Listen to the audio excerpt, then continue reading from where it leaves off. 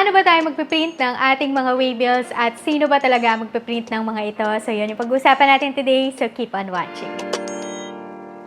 Hi everyone, it's Amy Gaze and welcome back to my channel. So today, ang pag-uusapan natin ay paano ba tayo magpiprint ng ating mga airway bills at sino ba ang magpiprint ng ating mga airway bills. So marami nagtatanong sa akin nung mga ganitong questions, sino ba talaga ang magpiprint? So yan yung mga nare-receive ko mga questions and sasagutin natin yan. Unang-una ay sino ba talaga ang magpiprint ng mga airway bills? So naglabas si Shopee ng updates actually na pwede nang magprint yung mga sellers ng kanilang own waybill. So, ang ibig sabihin nun ay kung meron tayong printer na available sa ating mga bahay, ay pwede na nating i-print yung ating mga airway bills. But now, paano naman kung wala tayong printer sa bahay, so pwede tayong magpa-print sa mga computer shops ng mga airway bills. Pero, pwede din tayong magtanong doon sa ating mga assigned couriers kung nagpiprint pa sila ng mga airway bills para sa mga buyers. Kasi dito sa amin ay hindi na talaga sila nagpiprint ng mga airway bills. Kaya yung mga sellers talaga ang nagpo-provide na ng mga airway bills. So ano ba yung mga kailangan natin para mag-print tayo ng mga airway bills? So yun ang pag-uusapan natin next.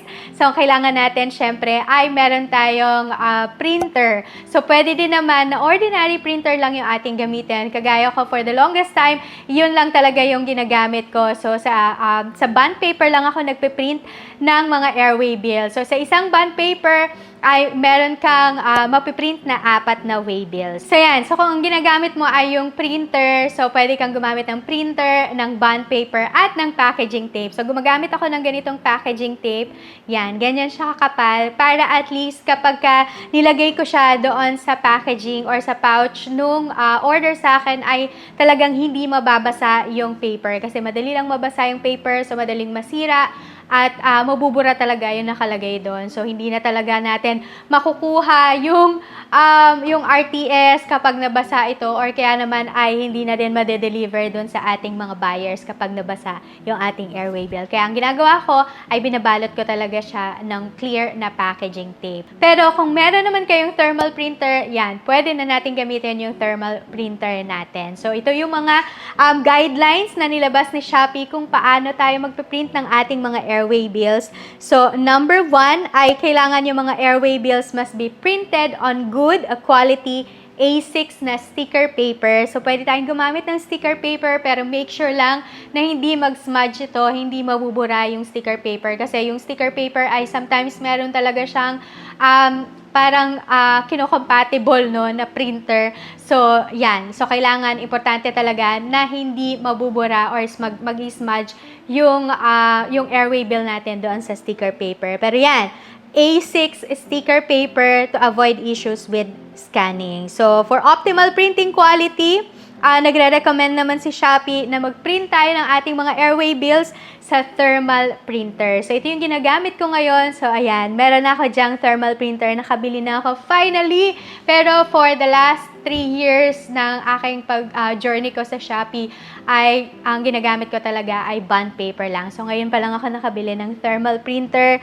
So, yan. So, pwede na tayo dyang gumamit ng thermal printer para lang din maiwasan natin yung pag-smudge nga kapag ginamit natin ay sticker paper. And then, airway bills must be securely attached to each parcel. So, kada isang parcel ay dapat ay meron tayong airway bill. So, kung halimbawa, meron tayong 5 na orders or 5 na parcels, kailangan yung 5 na yon ay meron silang airway bill. So, there. And then, airway bills must follow the format seen on the seller center. So, hindi na natin kailangan pang i-edit kung ano man yung airway bill na nandun sa seller center kasi yun na yun. As is na pwede na nating i-print talaga yung mga airway bills na yon. So, sometimes pwede tayo maglagay ng note, especially kung ang mga items natin ay fragile or madaling masira or kaya naman ay explosive kagaya nung shinare ko sa inyo last time na kung paano tayo magpapack ng mga Shopee orders. So yan, so pwede tayong maglagay ng notes sa ating mga airway bills. Pero yung iba pang mga notes ay hindi na yon ina-allow ni Shopee. So yan, so ito yung binigay sa atin ni Shopee na guidelines about sa airway bills. So now, paano naman tayo magpiprint ng ating airway bill? So yun yung pag-uusapan natin. Gagamit lang ako ng aking mobile phone. So ang gagamitin natin ay yung mobile phone natin para makapag-print tayo ng ating airway bill. So, yung first thing na kailangan natin gawin ay i-open natin yung ating Shopee app. So, sa Shopee app natin, ito yung screen na makikita natin. And then, at the bottom part ay makikita natin dyan yung Me. So, i-click lang natin yung Me and then it will proceed to this page. And then, makikita nyo dyan na meron dyan na My Shop sa pinakataas naman. So, i-click lang natin yung My Shop and it will lead you to this screen. So, sa gitna niyan ay meron kayo makikita dyan na order status. So, sa order status ay makikita nyo yung to ship dyan. Ngayon, kung meron dyang number, ang ibig sabihin ay meron kayong kailangan na i-arrange ng shipment at kailangan na i-pack na order. So, kung ilan yung nandyan, ibig sabihin iyon yung number na nag-order sa inyo.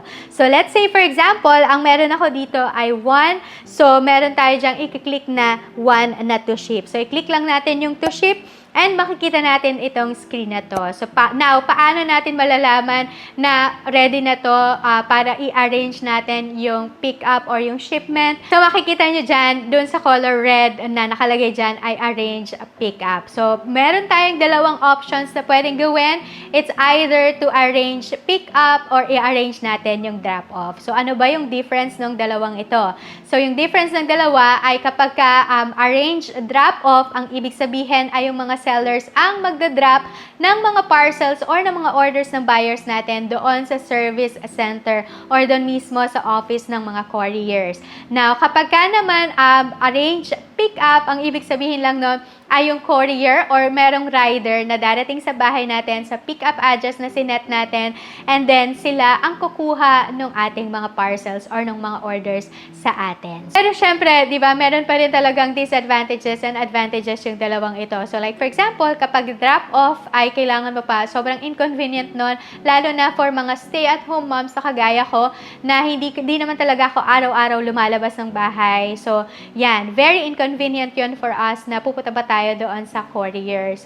Whereas, kapag naman yung pick up ay yung rider na magpipick up sa atin. Pero sometimes, ang disadvantage naman nun ay hindi na i-schedule ng rider yung pag-pick up sa atin, especially kapag isa lang yung ipipick up sa atin. So, usually, talagang kinabukasan pa yun, nire-schedule yun ng ating rider. So, yun lang yung disadvantage ng kapag in-arrange naman natin ng pick up. Paano natin ipiprint yung ating airway bill? So, i-click lang natin yung order. Makikita natin dyan yung order details. So, pag in-scroll down natin or scroll up pala natin, ay makikita natin dyan yung print waybill. So, i-click lang natin yung print waybill and then makikita natin yung preview ng ating airway bill. So, yan. So, ito na yung airway bill na makikita natin dyan.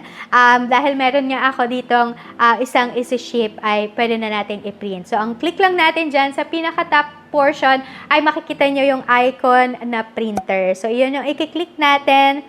And then, it will lead you to this screen. Nakalagay dyan na select printers. Ang isa-select natin yung ating available na printer sa bahay. So, kung meron kayong thermal printer, ay yun yung isa-select natin. Now, kung ordinary printer, so yun din yung isa-select natin. And then, it will lead you to this screen at makikita nyo yung yellow na printer. So, i-click nyo lang yung yellow printer at magpiprint na yung ating airway bill. So, there you go. So, I hope na nakatulong itong video na to sa inyo. So, nakakatulong itong mga video tutorials na to. Please give this video a big thumbs up. Mag-comment na rin kayo. Tapos, kung meron kayong mga questions about this video, ay pwedeng-pwede rin. So, I try my best na sagutin lahat ng mga questions or lahat ng mga comments sa comment section. At kung hindi pa kayo nakaka-subscribe, please click the subscribe button at i-turn on nyo na din yung notification bell nyo for more videos like this. Actually, marami akong mga videos about being a Shopee seller, TikTok seller, Lazada seller, at yung mga affiliate marketing. So, kung interested kayo sa mga ganyung klaseng content, ay mag-subscribe na kayo. So, thank you so much, and I hope that I'll see you again on my next one. God bless everyone, and I will see you around. Bye!